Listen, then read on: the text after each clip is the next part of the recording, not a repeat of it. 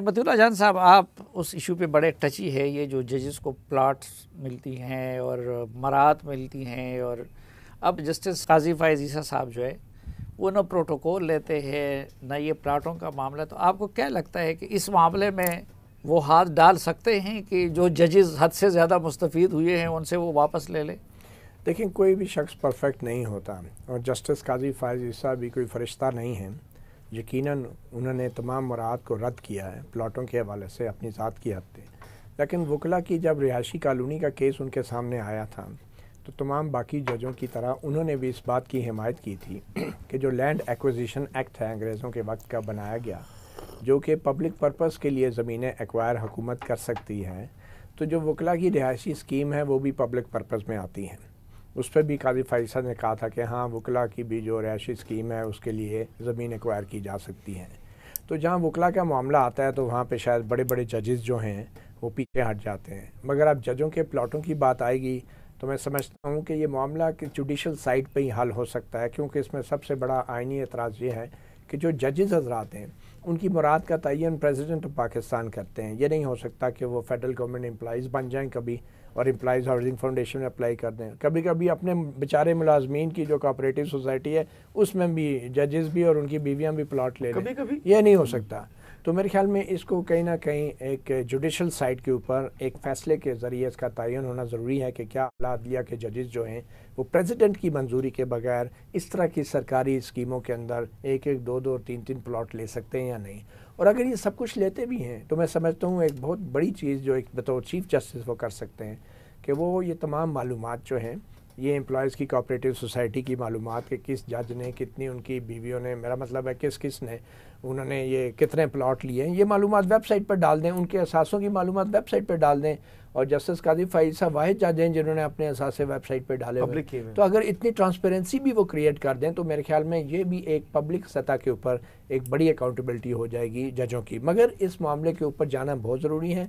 अब जितना डैमेज अदलिया की सुप्रीम कोर्ट की रेपुटेशन को बंदयाल साहब, साकिब निसार, आसिफ खोसा और गुलजार अहमद साहब के दौर में हो चुका है, उसके रिपेयर करने का वाहिद तरीका ये है कि जजेस के ने जो सुप्रीम कोर्ट ने जो फ्रीडम ऑफ इंफॉर्मेशन एक्ट के तहत शहरियों को मालूमात देने से इनकार किया हुआ है और इस्लामाबाद हाई कोर्ट में उन्होंने दरख्वास्त डाल दी है, सुप्रीम कोर्ट ने हाई कोर्ट में दरख्वास्त डाल दी है, वो वापस लें और ये तमाम मालूमात जो भी शहरी सुप्रीम कोर्ट के बारे में मांगते हैं, मेरे ख्याल में जस्टिस काजी फ़ाइज़ को चाहिए कि वो तमाम मालूमात वेबसाइट पे जो है उनको डाल देनी चाहिए।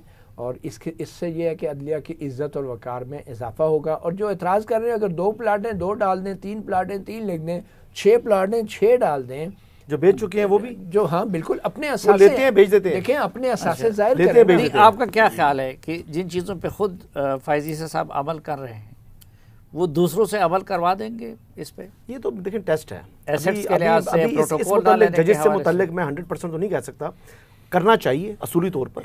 अगर मेयार उन्होंने अपनी ज़ात के लिए रख ली है तो वही मेयार वो अपने ब्रदर जजेस के लिए रखना चाहिए उनको। अभी देखते हैं कि देखिए काफ़ी तो इम्तिहान स्टार्ट हुआ है उनका, जजेस की अकाउंटेबिलिटी क्या कर पाएंगे, ये चैलेंज है उनके लिए। देखिए जिस कहना बड़ा आसान होता है, करना बड़ा मुश्किल होता है।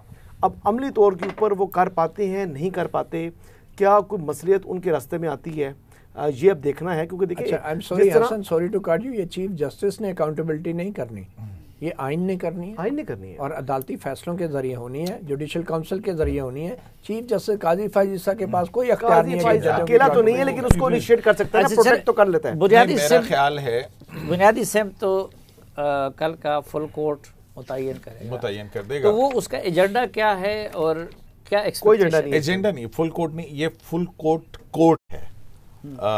जो हमारी इतलात हैं उसके मुताबिक ये वो फुल कोर्ट मीटिंग नहीं है जो बंद कमरे के पीछे जजेस के दरमियान में होती है या चाय की प्याली पे होती है। ये फुल कोर्ट एक मुकदमा सुनेगा और वो मुकदमा है प्रैक्टिस एंड प्रोसीजर एक्ट का, जिसमें जजेस की कमेटी ने बेंचेस की तश्कील करनी थी 184(3) के हवाले से भी। और फिर अगर कोई आइनी मुकदमा सामने आना था तो वो आइनी मुकदमे के लिए एक कम से कम 5 रुकनी लार्जर बेंच जो है सीनियर जजेस पर मुश्तमिल, उसने सुनना है। फिर अपील और फिर उसमें एक अपील का हक है। दूसरा, अपील के हक के लिए 30 दिन का उसमें दिया गया था कि अगर 184(3) से कोई मुतासरा शख्स है तो वो 30 दिन के अंदर अपील दाखिल कर सकता है। तो अब इसमें ये बड़ी देखने वाली बात होगी कि अगर स्टे वेकेट होता है ये देखना है कि कल जो है वो उसमें क्या होता है। अगर स्टे वेकेट होता है तो इसका मतलब होगा कि प्रैक्टिस एंड प्रोसीजर एक्ट जो है वो 20 अप्रैल से नाफिजुल अमल हो गया। तो जब 20 अप्रैल से नाफिजुल अमल हो गया तो 20 अप्रैल के बाद 184(3) के बिलखुसूस बनने वाले बेंचेस और उनके फैसले, उनकी तकदीर जो है वो इसके हतमी फैसले के साथ जुड़ जाएगी। तो ये एक कल का जो है वो बड़ा जो बंदयाल जूरिस्प्रूडेंस था, ये उस हवाले से कल की प्रोसीडिंग जो है बहुत अहम होगी। Doctrine of past and close transaction तो नहीं अप्लाई हो जाएगा? एक मिनट ठहर जाए ना, अभी ठहर जाए आप। उसमें पास्ट एंड क्लोज ट्रांजैक्शन वाली बात और है, लेकिन अगर मुशर्रफ को सजा देने वाली अदालत ही इस बुनियाद के ऊपर कि वो प्रॉपरली कॉन्स्टिट्यूटेड नहीं थी, उड़ा दी गई थी, वो भी केस जो है वो पड़ा हुआ है सुप्रीम कोर्ट के अंदर। तो ये एक बहुत बड़ा सवाल है कि अगर एक अदालत, यानी हम यहाँ 5 जो अब तक हुए, अगर प्रैक्टिस एंड प्रोसीजर एक्ट जो है वो वैलिड लॉ डिक्लेयर होता है तो फिर उसके बाद 184(3) में जो बंदयाल साहब ने, इजाजुल एहसन साहब ने, मुनीर अख्तर साहब ने मिलकर जो फैसले किए हैं उनकी वही हैसियत होगी जैसे हम 5 मिलके कोई एक फैसला करते हैं। अच्छा, इसको हम टेक्निकल जुबान में कोरम नॉन जुडिस बोलते हैं कि हमारा किया हुआ फैसला तो नहीं, वो तो एक अदालत, वो भी प्रॉपरली कॉन्स्टिट्यूटेड। ये हसनात कौन कौन से केसेस है कि जो उस सूरत पे मुतासिर होंगे, और क्या फिर वो फैसले नहीं रह जाएंगे इस दौरान जो बेंचेस ने किए हैं? सबसे ज़्यादा अहम तो ये नैब लॉ अमेंडमेंट वाला है। इसमें स्पेशल बेंच बना था और जस्टिस मंसूर अली शाह ने बार बार कहा चीफ जस्टिस उमर अता बंदयाल को कि फुल कोर्ट बना दें ये मामला। अगर ये कानून जो है अपहेल्ड हो गया तो इस फैसले की क्या हैसियत होगी, तो ये है मामला। इसके अलावा रिव्यू का जो कानून इन्होंने स्ट्राइक डाउन किया है, जो स्कोप बढ़ाया है, उसमें भी जस्टिस बंदयाल साहब ने 3 रुकनी बेंच अपने हम ख्याल जजेस का, उसी ने स्ट्राइक डाउन किया है। वो मामला भी जो है वो उसमें आ सकता है। तो मेनली ये 2 फैसले हैं, क्योंकि 13 अप्रैल से आप कह सकते हैं कि अब तक के 2 बड़े 184(3) के केसेस हैं। लेकिन वो जो एक्ट है supreme court practice and procedure act, वो हर मैटर पे है। वो तो ऑर्डिनरी केस भी जो है वो कमेटी की मर्जी से लगना है और बेंच बनना है। तो कोई काम ही बंदयाल साहब ने सारे काम स्टे से चलाए। तो ये देखना होगा कि किस तरह फिर सुप्रीम कोर्ट करती है। क्या पता उसको लीगल कवर दे देगी या वो कहेगी कि ये फैसले जो ठीक नहीं है। ये अब सुप्रीम कोर्ट में देखना होगा। 2 ओपिनियन इसी वजह से कि वहाँ तकसीम होगी इस मामले में, ऐसी बात नहीं है कि वहाँ नहीं होगी, और रेजिस्टेंस भी काजी साहब को आएगी। यानी बिल्कुल बराबर एसोसिएशन है, दोनों तरफ नज़रियाती जो एक तकसीम है। तो वो अब देखना होगा कि अगर वो इन चीज़ों में ज़्यादा उलझे तो फिर यह है कि वो एक्सटर्नल या जो बड़ी रिफॉर्म है उसमें टाइम उनका बड़ा कम है। आज भी कुछ जजेस से बात हो रही थी तो वो कह रहे थे कि टाइम बड़ा कम है, टाइम शार्ट है। इस टाइम में क्या वो तवक्कुआत ज़्यादा हैं, तो कैसे वो चीज़ें होंगी, और फिर रेजिस्टेंस इस तरफ हो। अगर जैसे काजी फैसा कुछ ऐसे फैसले करते हैं जो कहीं किसी को नागवार गुजरते हैं, तो ये भी होता है कि एक कैंप दूसरा भी उधर भी तैयार हो जाता है कि वो उधर फिर दोबारा पुरानी अलाइनमेंट हो जाए। तो वो इन बिटवीन जो मैं, तो मतलब ये है कि ये बड़ा मुश्किल है उनके लिए, ऐसी चीज़ें आसान नहीं है। लेकिन एक चीज़ जो उनका एडवांटेज है कि 5 साल वो बलूचिस्तान हाई कोर्ट के चीफ जस्टिस रहे हैं, उन्होंने एस्टेब्लिशमेंट के साथ भी काम किया बलूचिस्तान में बीइंग ए चीफ जस्टिस। उनको अंदाज़ा है कि किस तरह चीज़ों को ठीक करना, किस तरह चलाना। हमने देखा कि वो जो चीफ जस्टिस जो डायरेक्टली जज आए और वो चीफ जस्टिस बने, उन्होंने ज़्यादा नुकसान दिया एस्टेब्लिशमेंट के लफ्ज़ पे। आपने मुझे तिरछी नज़रों से क्यों देखा?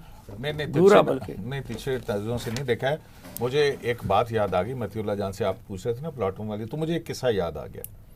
अब वो किस्सा ये था कि आपको पता है कि सुप्रीम कोर्ट के जजेस की गाड़ियाँ जो हैं 5 साल के बाद वो तब्दील होती हैं, मतलब अगर किसी पुरानी हो गई नई गाड़ियाँ आ गई। इसी तरह से हुआ कि उमर अता बंदयाल साहब जो हैं वो उन्होंने कहा कि काजी फैसल से कि जनाब आपकी गाड़ी अब हो गई है पुरानी, तो जो है वो अब जजेस की गाड़ियाँ तब्दील हो रही हैं, तो आप ही अपनी गाड़ी के लिए जो है ना वो कंसेंट जो है वो हमें भिजवा दें।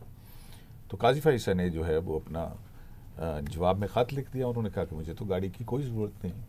और रावी कहता है कि उमर अता बंदयाल साहब बड़े अपसेट हुए।